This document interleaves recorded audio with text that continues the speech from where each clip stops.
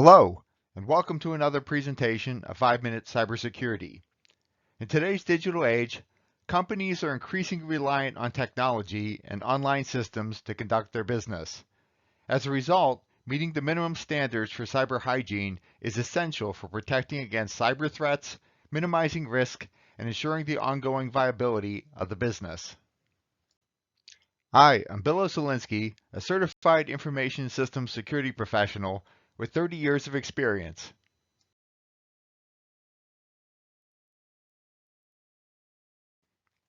Basic security hygiene protects against 98% of attacks, according to a 2022 Microsoft Digital Defense Report.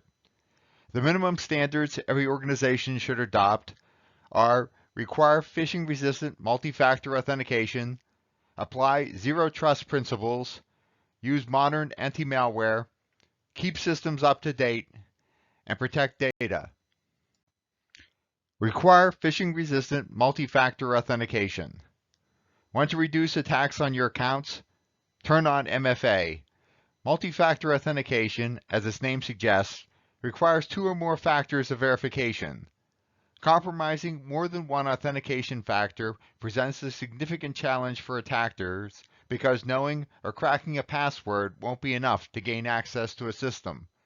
With MFA enabled, you can prevent 99.9% of attacks on your accounts.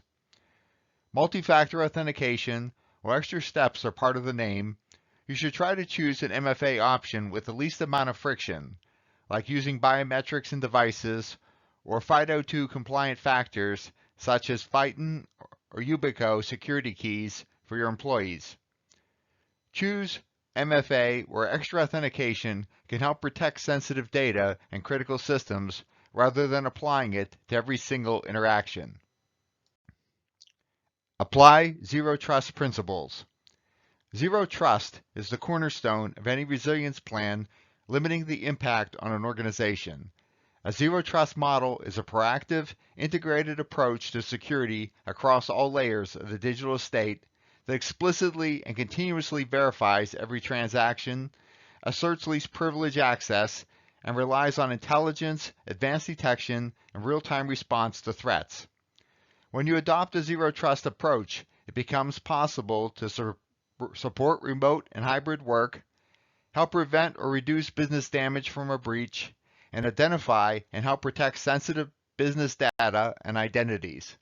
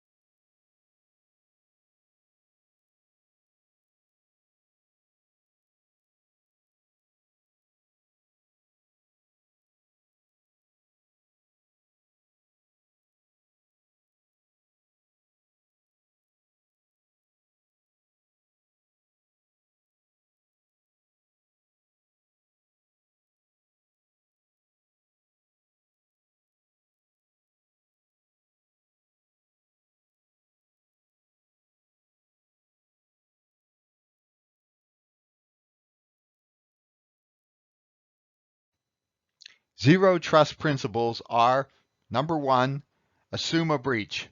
Assume attackers can and will successfully attack anything: identity, network, device, app, infrastructure, etc., and plan accordingly.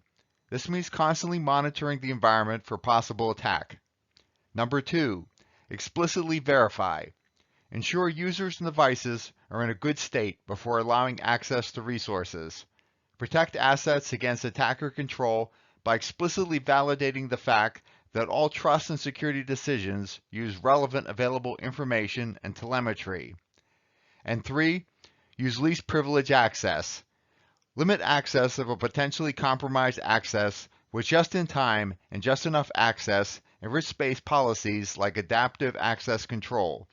You should only allow the privilege that is needed for access to a resource and no more. Use modern anti-malware. Implement software to detect and automatically block attacks and provide insights to the security operations. Monitoring insights from threat detection systems is essential to being able to respond to threats in a timely fashion.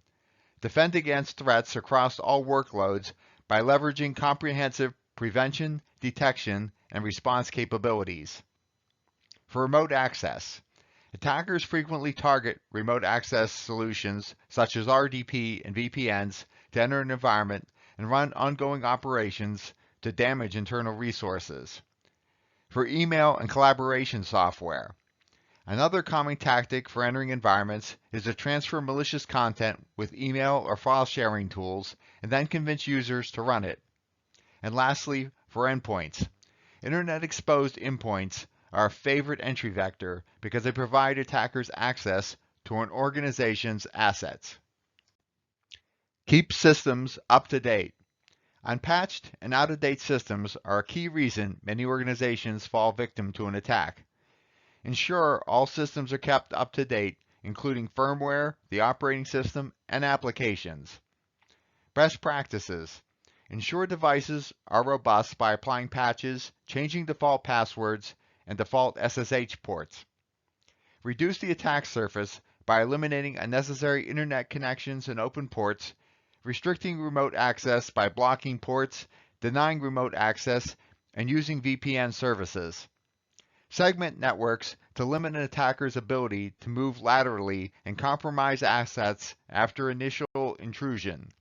IoT devices and OT networks should be isolated from corporate IT environments through firewalls. Protect data. Knowing your important data, where it is located, and whether the right systems were implemented is crucial to implementing the appropriate protection. The 5 pillars of a defense-in-depth approach to data security. Number 1, identify the data landscape. Before you can protect your sensitive data, you need to discover where it lives and how it's accessed. That requires complete visibility into your entire data estate, whether on-premises, hybrid, or multi-cloud. Number 2, protect sensitive data.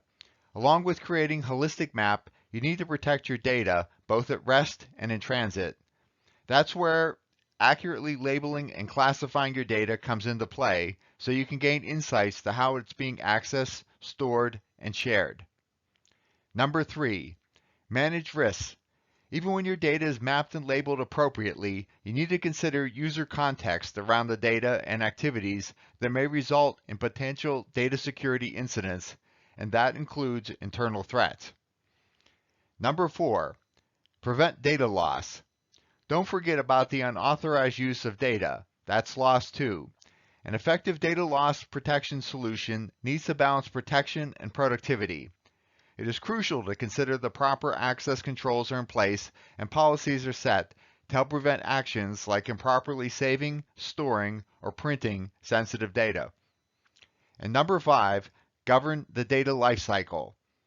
As data governance shifts towards business teams becoming stewards of their own data, it's important that organizations create a unified approach across the enterprise. Conclusion. Although threat actors continue to evolve and grow more sophisticated, a truism of cybersecurity bears repeating. Basic cybersecurity hygiene, enabling MFA, applying zero trust principles, keeping up to date, using modern anti-malware, and protecting data prevents 98% of the attacks. That's all for this presentation. If you find this video helpful, please give it a thumbs up and subscribe to the channel. And thank you for watching.